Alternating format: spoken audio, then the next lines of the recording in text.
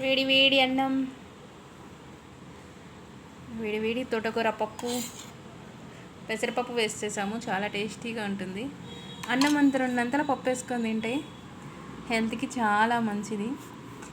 అన్నం కూడా ఎక్కువ తినాలనిపించదు. చాలా కాలిపోతుంది ఫ్రెండ్స్, ఇప్పుడే వండాము.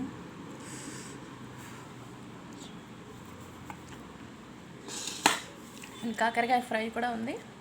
అంతే ఫ్రెండ్స్, మీరు ఏం తిన్నారో కూడా కామెంట్ సెక్షన్లో షేర్ చేసేయండి.